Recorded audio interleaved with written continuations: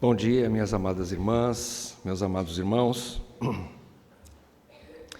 Dando prosseguimento ao nosso culto, eu gostaria que você pudesse abrir a sua Bíblia em Gênesis capítulo 2, Gênesis 2, de 18 a 25. Gênesis 2, capítulo 2, de 18 a 25. Nós vamos trabalhar hoje, e se assim o Senhor permitir também, mais uma vez, se Deus assim também permitir, dentro do mês de junho, né? Mês dos namorados, né? Mês dos romances. Vamos falar um pouco mais sobre casamento, né? E o tema é esse: construindo um casamento bíblico. Nós precisamos compreender o que é o casamento segundo o coração de Deus. Esse é o casamento bíblico, né? Então vamos lá, vamos ler o texto. Gênesis 2, a partir do 18. Vamos lá. Disse mais o Senhor Deus: não é bom que o homem esteja só. Far-lhe-ei uma auxiliadora que lhe seja idônea. Havendo, pois, o Senhor Deus formado da terra todos os animais do campo e todas as aves dos céus, trouxe-os ao homem, para ver como este lhes chamaria. E o nome que o homem desse a todos os seres viventes, esse seria o nome deles. Deu nome o homem a todos os animais domésticos, às aves dos céus e a todos os animais selváticos. Para o homem, todavia, não se achava uma auxiliadora que lhe fosse idônea. Então, o Senhor Deus fez cair pesado sono sobre o homem, e este adormeceu. Tomou uma das suas costelas e fechou o lugar com carne. E a costela que o Senhor Deus tomara ao homem, transformou-a numa mulher, e lhe a trouxe. E disse o homem: esta, afinal, é osso dos meus ossos, é carne da minha carne. Chamar-se-á varoa, porquanto do varão foi tomada. Por isso, deixa o homem pai e mãe, e se une à sua mulher, tornando-se os dois uma só carne. Ora, um e outro, o homem e sua mulher, estavam nus e não se envergonhavam. Até aqui a leitura. Oremos, pedindo graça para o Senhor, não é? Para podermos extrair desse texto, né? Alguns princípios. Ó Deus de toda graça, Deus que nos conduz através da sua palavra, que nos deu a palavra, nos liberou a sua palavra, para que hoje pudéssemos compreendê-la não com a razão, mas com a fé, pela fé, e também pelo que o Espírito Santo ilumina as nossas mentes. Ó Deus, a Ti nós louvamos, damos graças por isso, e também, mais uma vez, pedimos que o Teu Espírito coopere conosco, que nós possamos entender o que o Senhor quer nos ensinar nessa manhã, que essas verdades tragam impacto aos nossos corações e fiquem gravadas em nossos corações para que possamos aplicá-la em nossas vidas, especialmente aos casais e aqueles que são aspirantes ao casamento. Senhor, guia-nos nessa manhã, glorifica o Teu nome e edifica o Teu povo. E Pai, que Teu Santo Espírito me dê graça de controlar a minha língua, para que eu só fale aquilo que traz edificação. Eu peço isso em nome de Jesus. Amém, Pai, amém. Que tempo gostoso, né? Semana dos namorados. Isso é muito, muito gostoso, né? Relembrar isso tudo. Nós não temos essa... Na verdade, a igreja cristã, a Bíblia, na verdade, não fala nada sobre Dia dos Namorados, não fala nada sobre isso. Se a gente for olhar a cultura oriental da época, os jovens não escolhiam, né? Os casamentos eram arranjados pelos pais, né? Eles não tinham direito de escolher. Hoje nós temos, os jovens têm o direito de escolher, na nossa cultura ocidental, né? Tem esse direito de escolher, olhar, né? E estar ali participando da escolha do seu cônjuge, né? E isso tanto é bom como é ruim, porque é bom porque pelo menos os jovens não vão enganados para o casamento, né?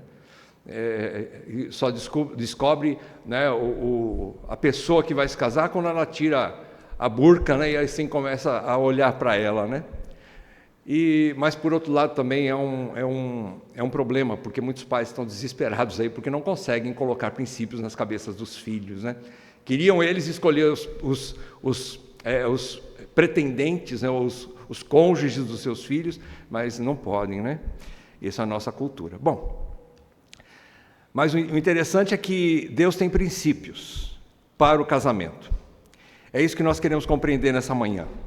A concepção de namoro na igreja, na verdade, a concepção que nós temos que usar o termo como nós aceitamos, não é que nós estamos promulgando isso, mas nós aceitamos a cultura onde nós estamos inseridos, né? A cultura aqui, nossa, ela reconhece o casamento.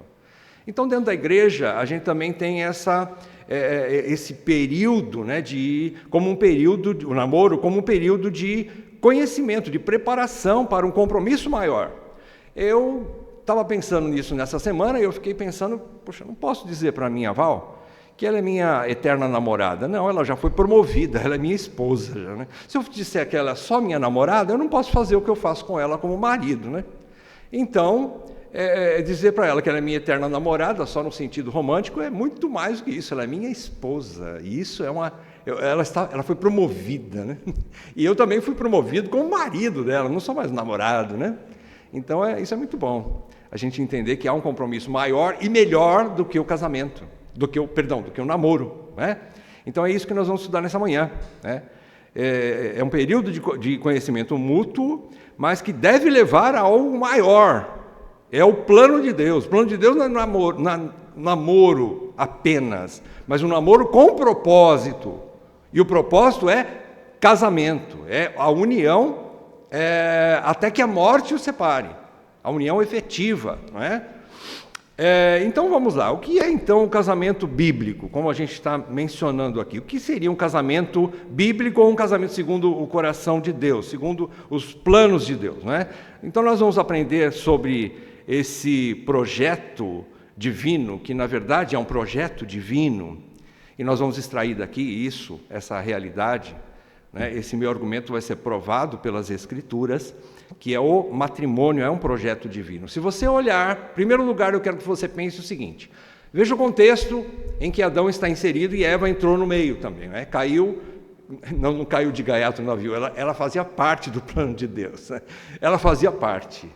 E vocês vão entender isso. Lá no capítulo 1 de Gênesis, versículos 27 e 28, Deus coloca ali os 3 mandatos, chamados mandatos criacionais.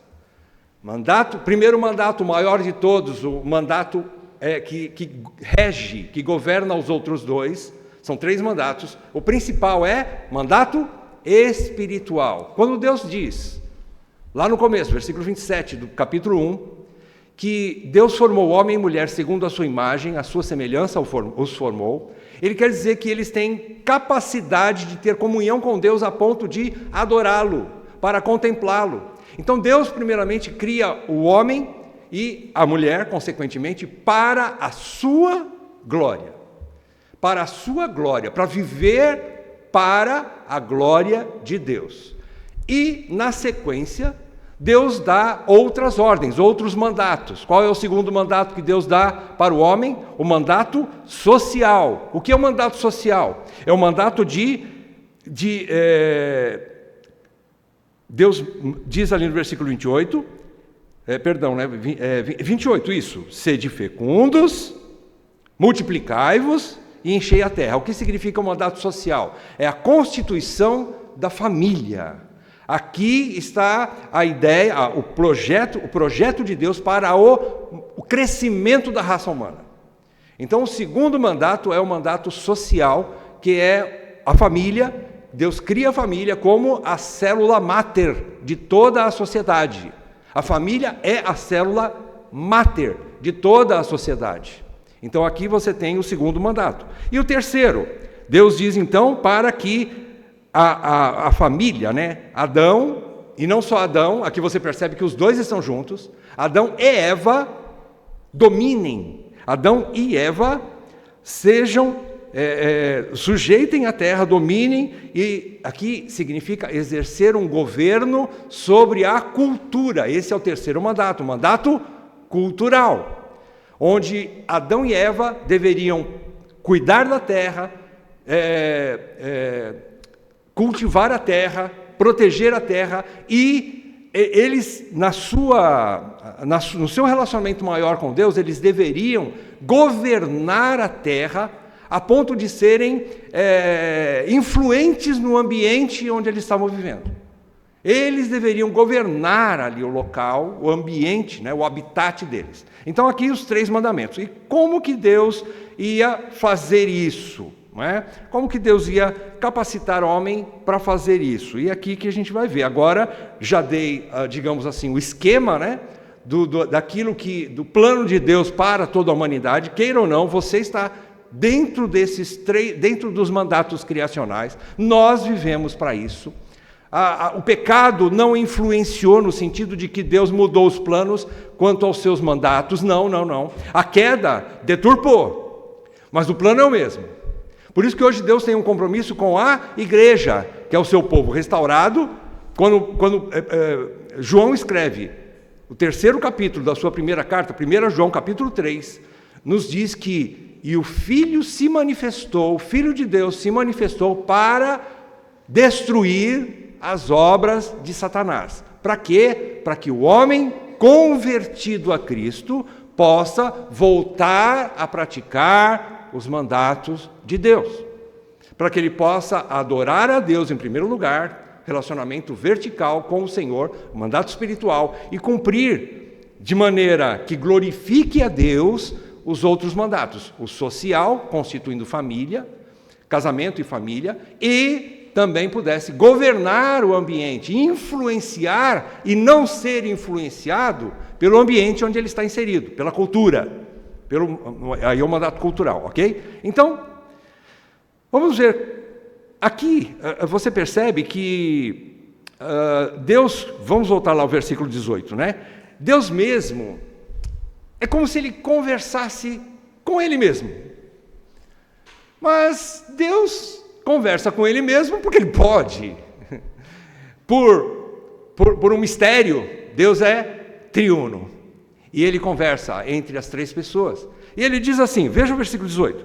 Disse mais o Senhor Deus. Para quem que ele disse? Ele disse para Adão. Provavelmente alguém ouviu, falou para Moisés, Moisés escreveu aqui. Talvez Adão ouviu a conversa que Deus teve com ele mesmo. Com as 3 pessoas, Pai, Filho e Espírito. E diz aqui o relato de Moisés que Deus disse, não é bom que o homem esteja só. De tudo que Deus criou, em todos os dias da criação, em cada dia que ele termina um processo de criação naquele dia, diz que ele termina, olha o que ele fez no dia e diz que é bom. É bom, 2º dia. 3º dia, é bom. E no último dia, 6º dia, quando ele cria o homem, diz que é muito bom. Mas não é bom. A primeira coisa que Deus, dentro da criação, o primeiro relato, onde Deus mesmo fala que não é bom, é quando o homem está sozinho, solitário. Então Deus fala que não é bom que o homem esteja só. E ele diz, eu farei.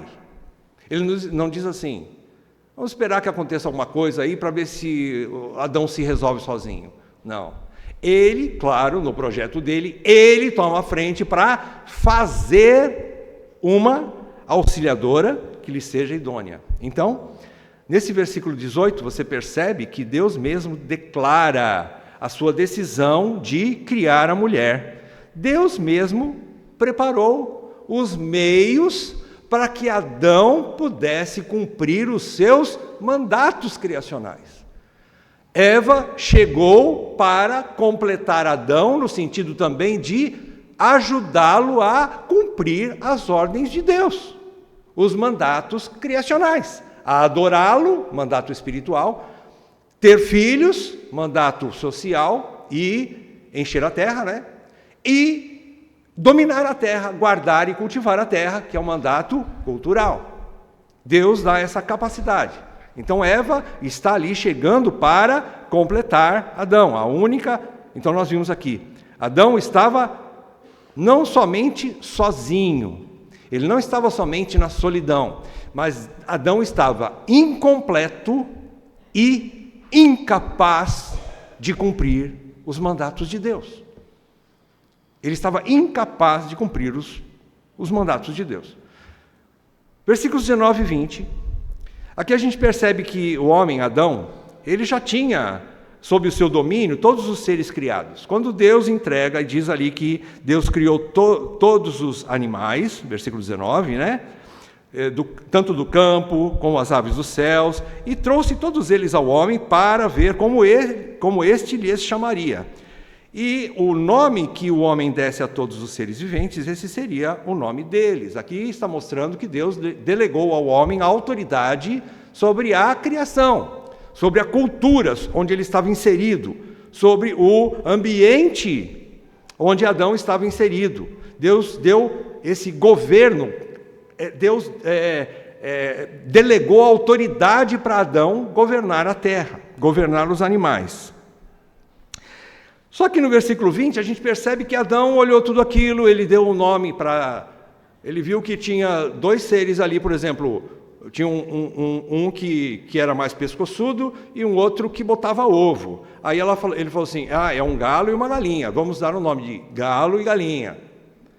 Aí ele viu que tinha olhou lá um grandão lá, barulhento, bravo, e ele tinha cabelo, ele tinha juba. Peraí. Esse aqui é diferente da outra lá que não tem cabelo, então, mas eles são um casal. Então é leão e leoa. Ele olhou todos aqueles animais, tudo de 2 em 2, tudo em casais, tudo em pares. Ele olhou para o lado direito, olhou para o lado esquerdo, falou, ué, tem alguma coisa errada aqui. Todo mundo ali tem seu par. Todos eles são constituídos em casais. Ficou uma interrogação no coração de Adão. E ele então, aqui, Deus declara que, no final do versículo 20, para o homem, todavia, não se achava uma auxiliadora que lhe fosse idônea. Dá a impressão que ele procurou, talvez algum macaquinho lá bonitinho, mas não chamou a atenção dele. Aí ele viu um elefante lá, também não. Uma arara, bonita, mas também não. E não deu liga, né? Não tinha alguma auxiliadora que lhe fosse idônea. Alguém que chamasse a atenção. Sabe quando dá aquele clique? Opa, é essa! Ainda não tinha. Então, Adão viu todos esses casais, e aqui a gente viu que, sim, Deus também capacitou os animais a serem fecundos, a multiplicar-se, mas ele não sabia como é que ele ia fazer isso, né? Então nós vemos aqui que o ser humano ele depende de Deus tanto para sobreviver, como ele depende também dos recursos que ele mesmo iria extrair do meio ambiente para a sua sobrevivência. É verdade, ele dependia de Deus, ele dependia do ambiente onde ele estava, mas ele também dependia porque havia um vácuo, havia uma lacuna, havia um vazio no coração de Adão, porque ele também dependia de outro ser humano, de outro ser semelhante a ele. Não havia alguém para completá-lo, não é? Então o ser humano também dependia de outro ser humano para se completar. A gente pode dizer, então, olhando para esses dois versículos 20 e 21, que a primeira lição que a gente tira aqui é que, ainda que possamos ter aí que você possa ter um paraíso todo inteiro em suas mãos, tudo de bom e do melhor, ser rico, milionário, ter tudo que você quiser, como se fosse um paraíso na época de Adão. Mesmo assim, você nunca será completo sem provar a completude e a satisfação ontológica. A satisfação ontológica é a satisfação do ser interior, do seu ser, na completude.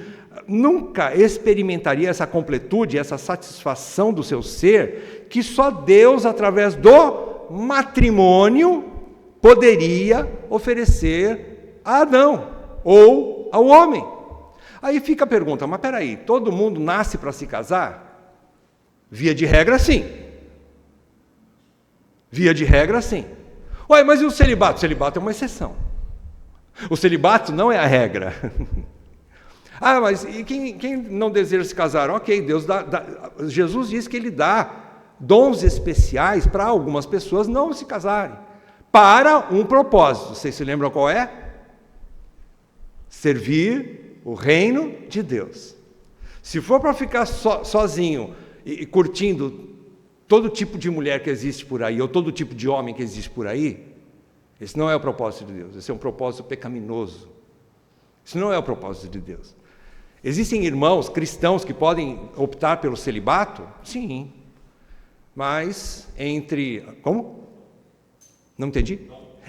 É um dom. O celibato é um dom de Deus. É um dom especial. Via de regra, todos nascemos para nos casarmos, para provarmos essas delícias do casamento.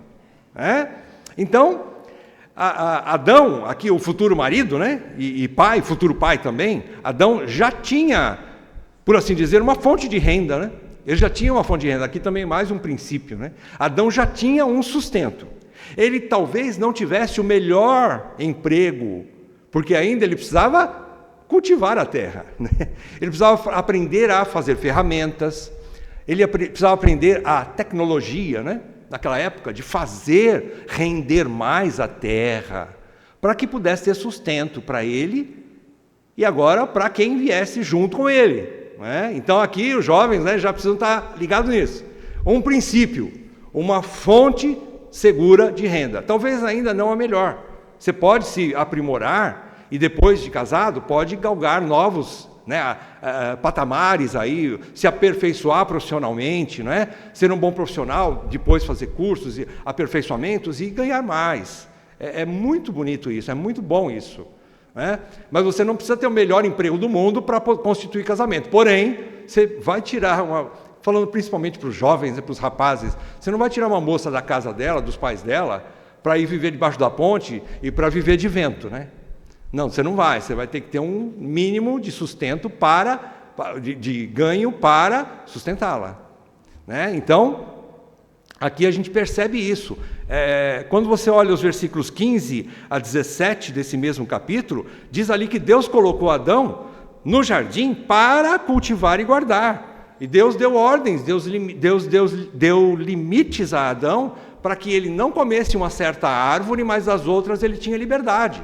Mostrando que Deus continuava exercendo o governo sobre o homem, para que o homem exercesse governo sobre o ambiente, sobre a natureza. Né? Então Deus continuava sendo o soberano, e o homem o seu representante, né? o vice-governador, por assim dizer, né? Do ambiente dele. Então é isso. Ele precisava ter essa fonte de sustento, né? Só que o desenvolvimento e o aperfeiçoamento do seu habitat, do habitat de Adão, só aconteceram, queridos, depois da existência ou da criação da sua auxiliadora idônea. Aqui você percebe, voltando de novo lá no versículo 26, né? Versículo 27 do capítulo 1, que Deus criou homem e mulher, Deus os criou para terem comunhão com Ele. Aqui também mostra que homem e mulher governavam juntos o ambiente deles. Então, o homem necessita de uma esposa para auxiliá-lo nesse governo, né? Nesse cumprimento, nessa obediência dos princípios ou dos mandatos criacionais. Ok? Então aqui mostra claramente isso. Agora a gente percebe na sequência, versículos 21 e 22, do capítulo 2, volta lá, 21 e 22, a gente vê que Deus mesmo executa esse projeto. É Ele que põe a mão na massa, literalmente falando, né? Ele vai dar uma anestesia, a primeira anestesia, né, dali, né, que funcionou, graças a Deus, né?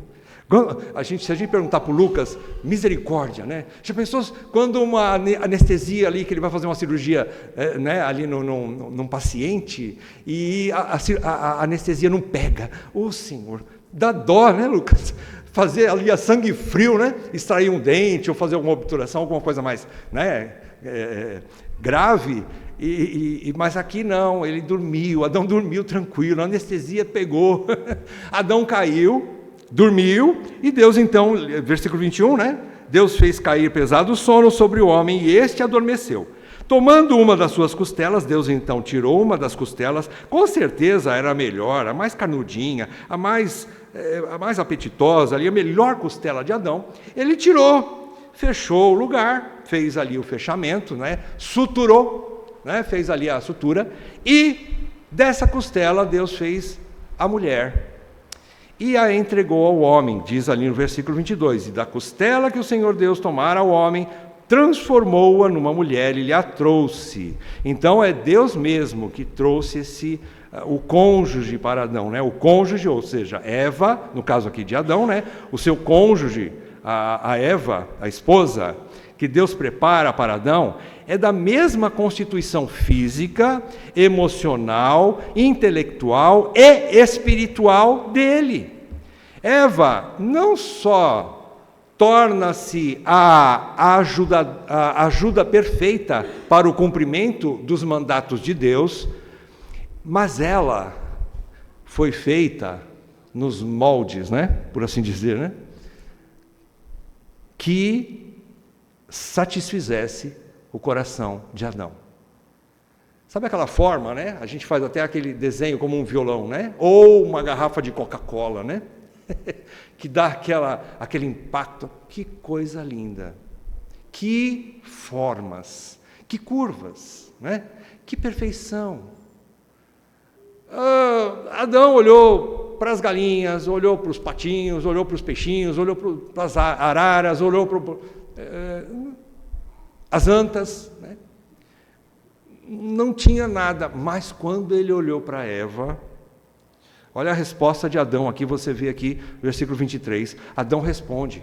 O que Adão fala aqui? Ele responde com alegria, ele responde com admiração tão grande por aquele novo ser, não é? Que chega ali do lado dele no paraíso, aí o paraíso ficou colorido, né? Aí virou um paraíso. Ele olha e diz assim, versículo 23, e disse o homem, é como se ele estivesse dizendo assim, afinal, né? Graças a Deus, Senhor.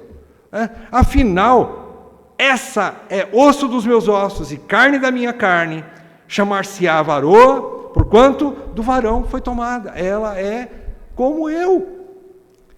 Agora, nós não podemos confundir que, apesar da constituição ser semelhante, Eva foi feita da mesma essência de Adão, sim, mas ela não era igual a Adão. Ela não era igual a Adão, ela era exatamente o que lhe faltava. Havia lacunas na vida de Adão, e essas lacunas foram preenchidas por Eva. É como o côncavo e o convexo, eles se encaixam. O que falta para um, tem no outro. E assim, um completa o outro. Essa é o osso dos meus ossos e carne da minha carne, e ela me completa, porque ela chama-se varoa, porque ela me completa. Ela completa o varão. Ela é a parte que faltava para o varão se tornar um varão. Agora Adão estava completo, estava pleno, né? Queridos, Deus não somente supriu as necessidades espirituais, emocionais e físicas de Adão, mas ao fazê-lo, quando Deus capacita agora Adão, ele não é mais incapaz de cumprir os seus mandatos, ele não está mais incompleto, agora ele está completo com a chegada de Eva, a sua auxiliadora idônea. Ele não está só capacitado agora a obedecer, como uma máquina.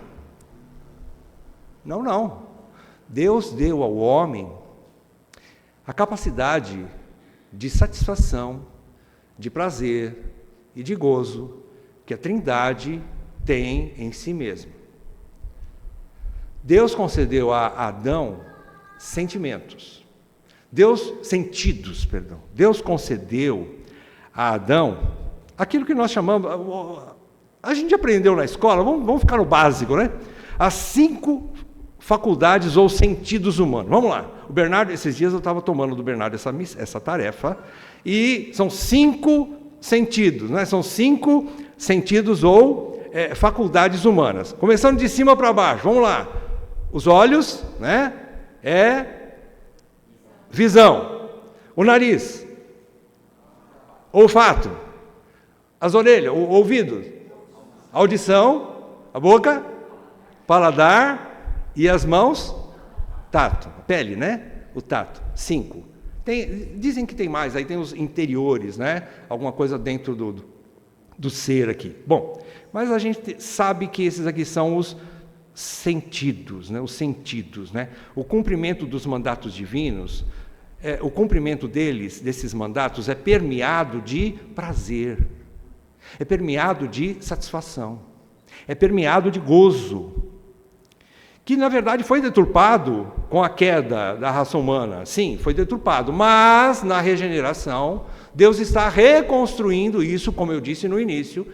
O Filho de Deus veio para destruir as obras de Satanás e colocar ordem na desordem. Ainda há no cristão, aquele que se converte ao Senhor, e hoje, pela graça de Deus, tem o Espírito de Deus novamente, ele já tem isso restaurado, não é?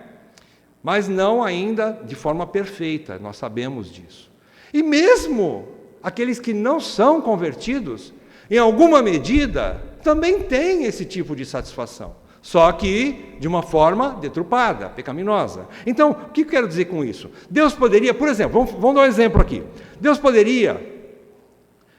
criou o homem com a necessidade de comida e de bebida. Ele precisa, né, estar fortalecido para cumprir as suas tarefas. Ele precisa comer, ele precisa beber.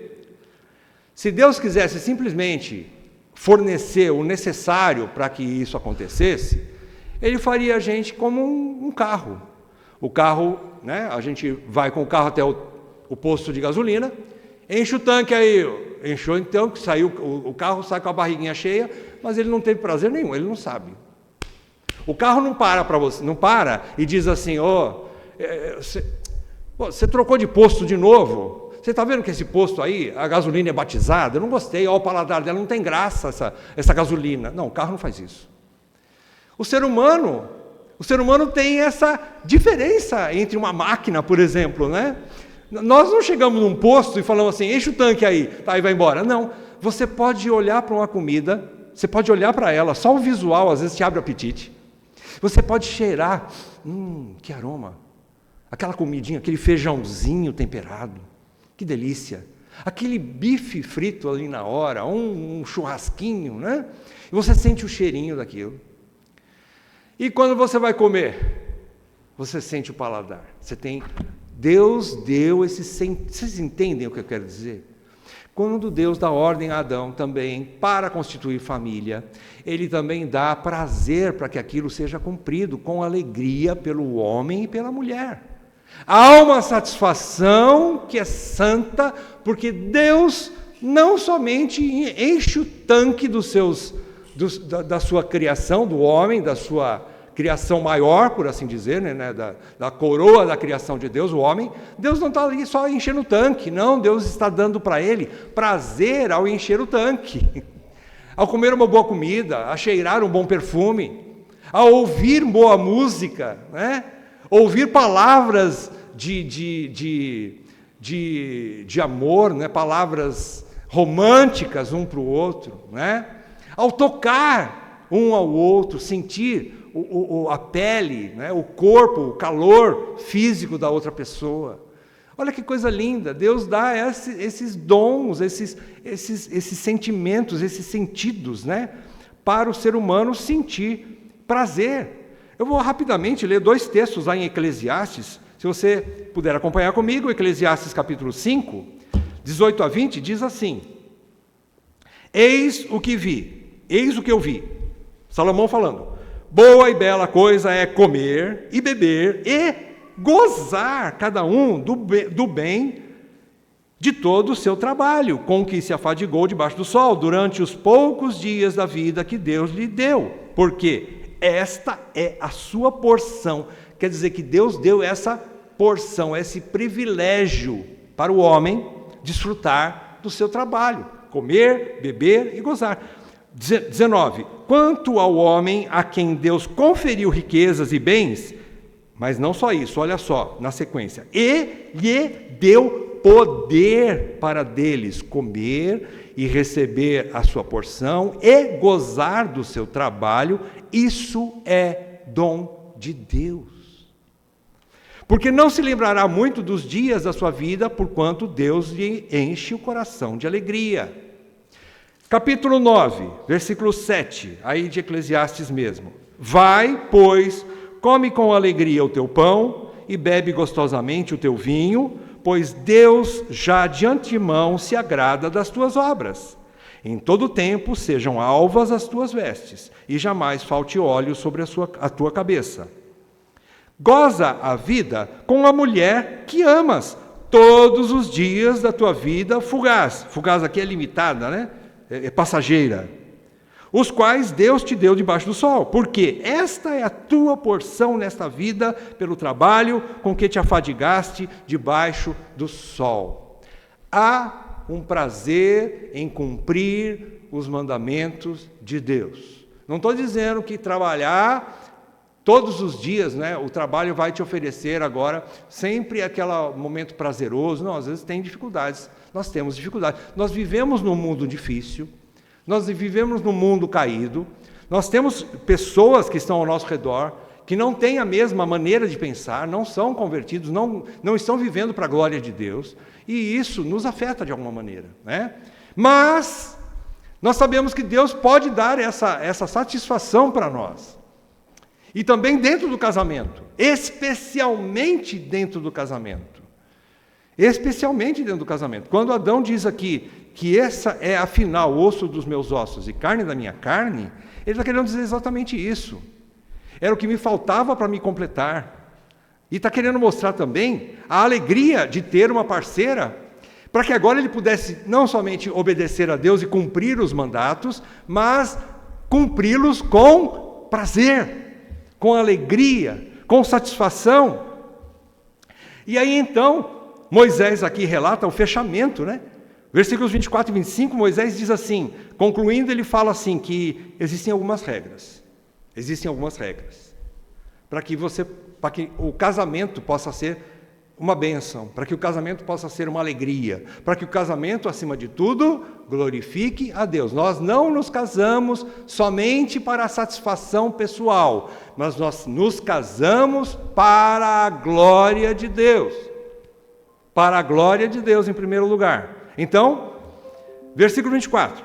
Por isso, primeira regra. Qual é? Deixa o homem, pai e mãe. Primeira regra é a independência dos lares de origem. A independência dos lares de origem. Isso não quer dizer desonra aos pais, não é querer dizer abandono dos pais, não quer dizer que vai sair de uma maneira desonrosa, não, mas vai sair com as bênçãos dos pais, né? E claro, aqui nós temos sempre a visão de famílias cristãs. Uma família cristã. Eu não estou pregando aqui para pessoas, para ímpios. Se eu fosse pregar para ímpio, eu ia pregar só o evangelho. Princípios de Deus eu vou pregar para ele depois que ele se converter. Depois que a pessoa se render ao Senhor, confessar Jesus Cristo como seu Senhor e Salvador e for batizado, aí eu vou pregar princípios. Antes disso, eu só vou pregar o evangelho. Você precisa de Cristo para ser salvo. Agora, então, tendo em vista, sendo famílias de origem, pai e mãe da esposa, pai e mãe do esposo, são cristãos, por causa disso, então, eles vão se unir. É verdade que às vezes, desculpa, pode ser que o jovem não tenha pai e mãe que sejam cristãos, mas ele tem que honrá-los de alguma maneira. Tem que honrá-los e tem que comunicar, não é sair de casa e dizer, estou indo embora, juntei os trapos com o camarada aí e vou embora. Não é assim. Saia de forma honrada. Saia de forma respeitosa de casa, não é? Então deixa o homem pai e mãe, né? Segundo ponto, e se une à sua mulher. A sua mulher. Aqui é uma só, tá? É a sua mulher, né? Então aqui o segundo princípio, a segunda regra de Deus, segundo princípio de Deus é uma união que tem que ser uma união formal, tem que ser uma união de fato constatada. Precisa ser uma união formal. Aqui, a união aqui é uma união tão forte que ela é reconhecida não somente por eles, mas por toda a sociedade, por todos os que estão em volta. Opa, esse homem é marido daquela mulher ali, então eles não estão mais na pista, não estão mais disponíveis, né? Então agora são só um pertence ao outro, é uma união formal. Aqui é o casamento. Então, primeira regra é sair, deixar pai e mãe sair do lar de origem de maneira honrada. Segundo, é constituir e formalizar essa união, né, matrimonial, unir-se à sua mulher. E aí sim, então, vem o desfrute. Aí no versículo 24, tornando-se os dois uma só carne, e versículo 25, ora, um e o outro, o homem e sua mulher, estavam nus e não se envergonhavam. Aqui está mostrando não se envergonhavam, quer dizer que eles não era, aquilo que eles estavam fazendo de estarem nus, estarem unindo-se, não era desonroso. O que Hebreus capítulo 13 nos fala? Digno de honra entre todos seja o matrimônio, bem como o leito sem mácula.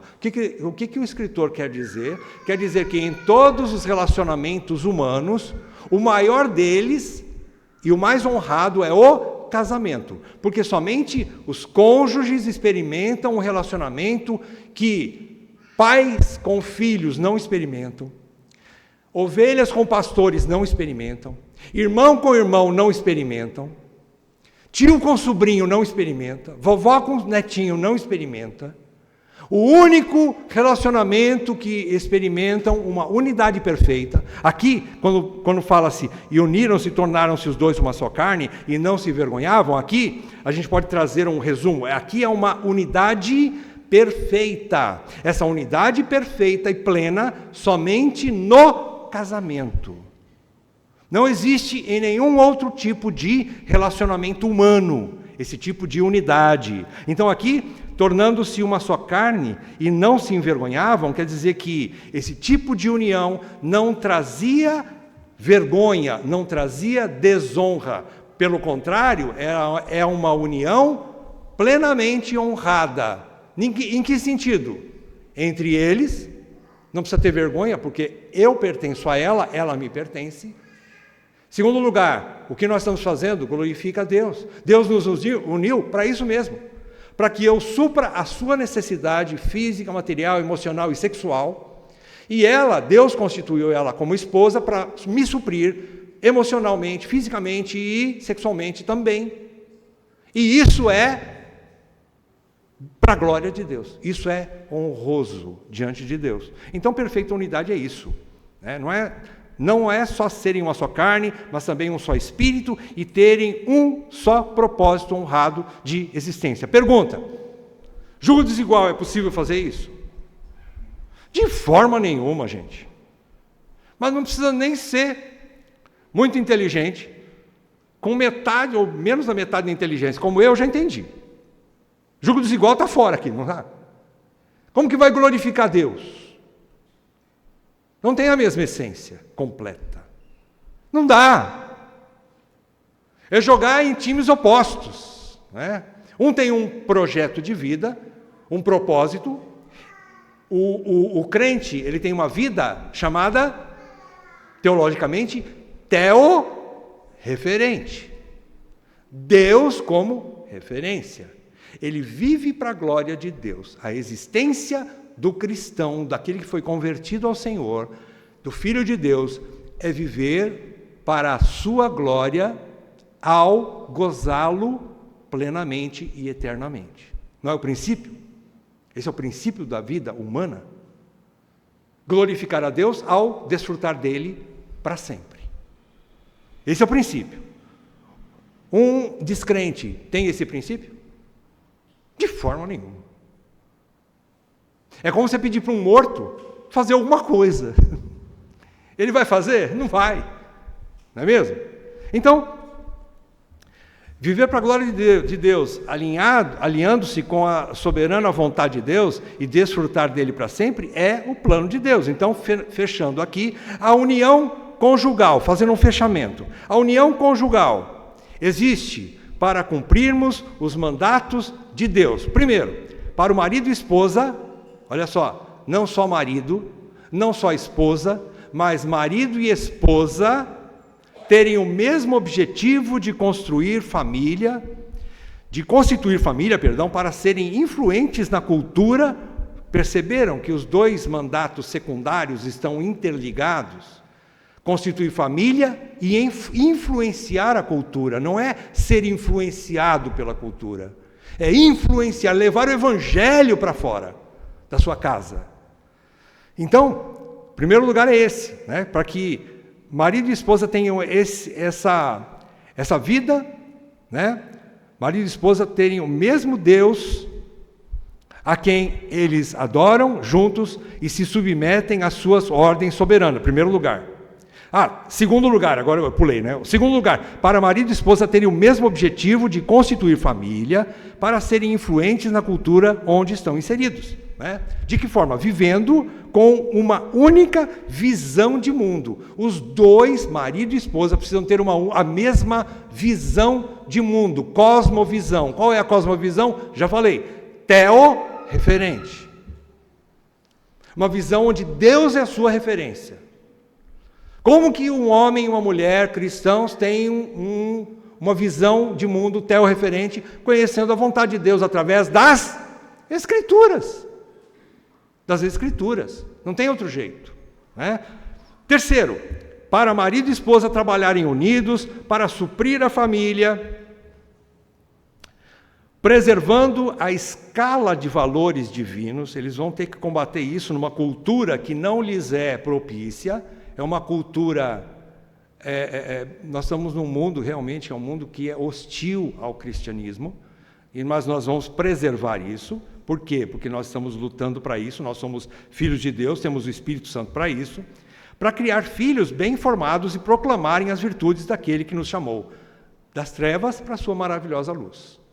É para isso que nós criamos filhos, para que eles sejam flechas na mão do guerreiro, como o Salmo 127 diz, para que eles atinjam outras pessoas, para que eles levem o Evangelho para fora de casa.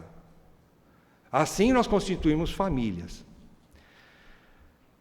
Fechando então o casamento, já falei 2 vezes, né, que eu estou fechando, né? Estou quase fechando. Casamento bíblico, vamos lá, o que é um casamento bíblico? O casamento bíblico é heterossexual. O que é heterossexual? É lógico, é constituir 2 pessoas de sexo oposto. Ele é monogâmico, por quê? Porque os cônjuges estão unidos, comprometidos e dedicados somente a eles mesmos, a um único cônjuge.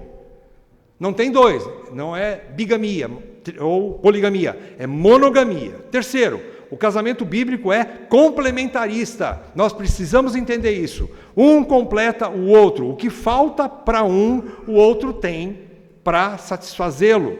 Então há uma complementaridade, há uma satisfação e há um serviço mútuo.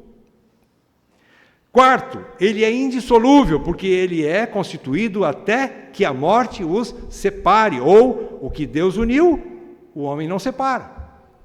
Em quinto, teorreferente, mais uma vez, porque o alvo dos dois, tanto o marido como a esposa, é obedecer a Deus, é honrar a Deus, é cultuar a Deus e usar a sua palavra, a palavra de ter a sua palavra como única regra de fé e prática. Se não, filhos ou irmãos, não vai funcionar. Não vai funcionar. Não tem jeito. Esse é o princípio de Deus.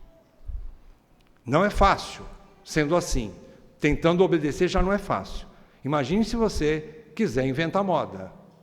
quiser fazer do teu jeitinho, não, mas dá certo. Não vai dar não, vai dar não. Olha só, então, o que nos sobra? Deus nos deu a planta dessa construção aqui. Deus nos deu a planta. Vocês viram aqui a planta?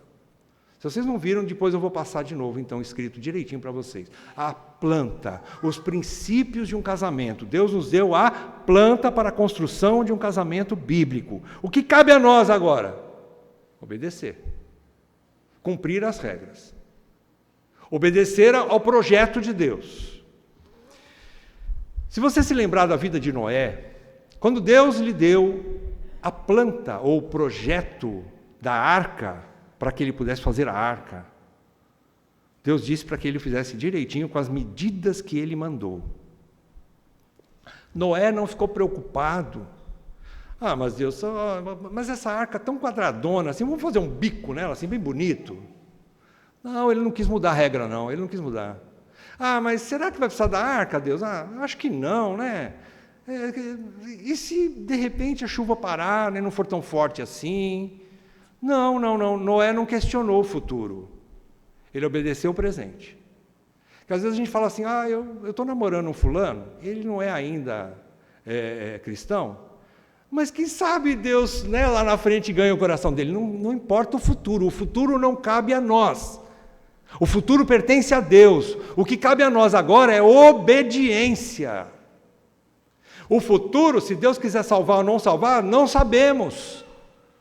Mas o que cabe a mim, nesse exato momento, hoje, é obedecer a planta, o projeto de Deus. Não vou questionar Deus. Mesma coisa aconteceu com Moisés, quando ele fez o tabernáculo, né? Senhor, vamos mudar um pouquinho a porta para lá, a porta para cá, vamos tirar esses panos, estão muito coloridos, vamos pôr uma coisa mais, tipo assim, mais tom pastel. Eu gosto de tom pastel. Não, Deus fez bem colorido mesmo. Tinha um projeto para aquilo. Tinha uma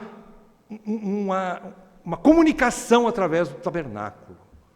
E Deus disse, a palavra de Deus em Êxodo capítulo 25, versículo 40, diz que Moisés fez tudo conforme o que foi lhe mostrado no monte. Moisés fez direitinho. O que deu? Deu boa. O Espírito desceu, o Espírito de Deus, e Deus habitou no meio do povo.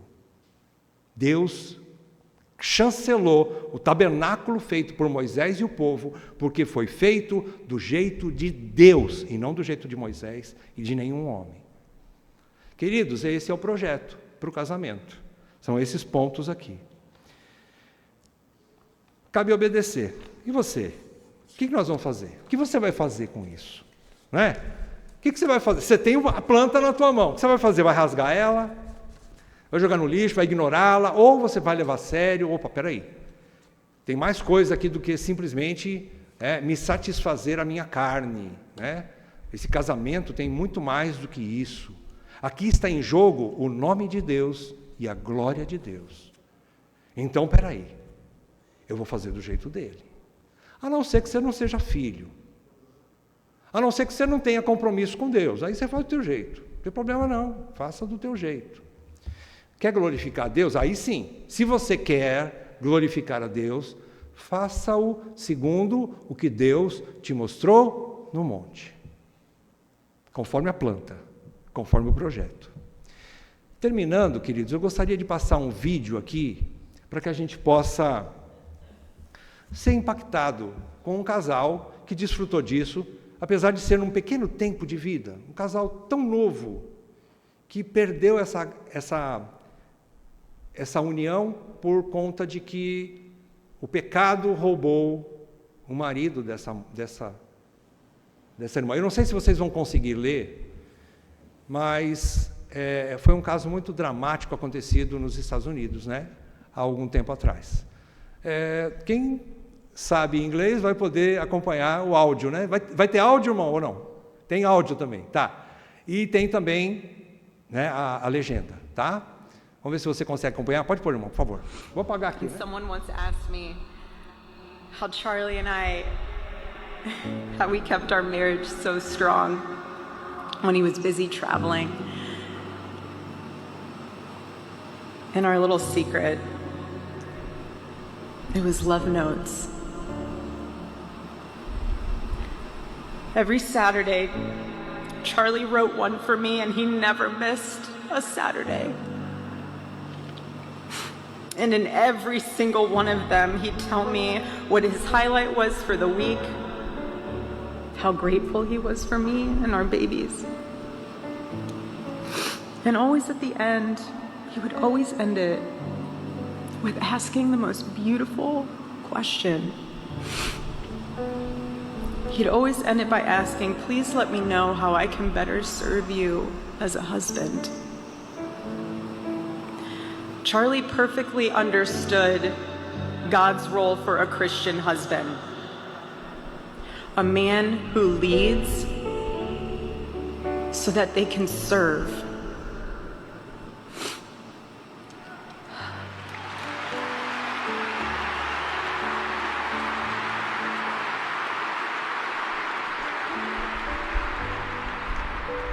To all the men watching around the world, accept Charlie's challenge and embrace true manhood.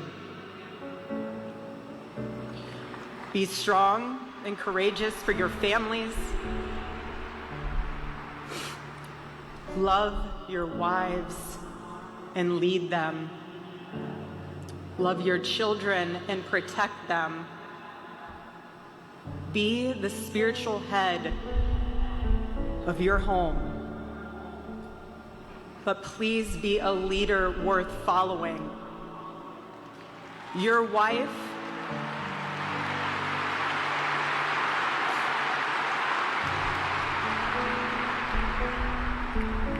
is not your servant. Your wife is not your employee. Your wife is not your slave. She is your helper. You are not rivals. You are one flesh working together for the glory of God.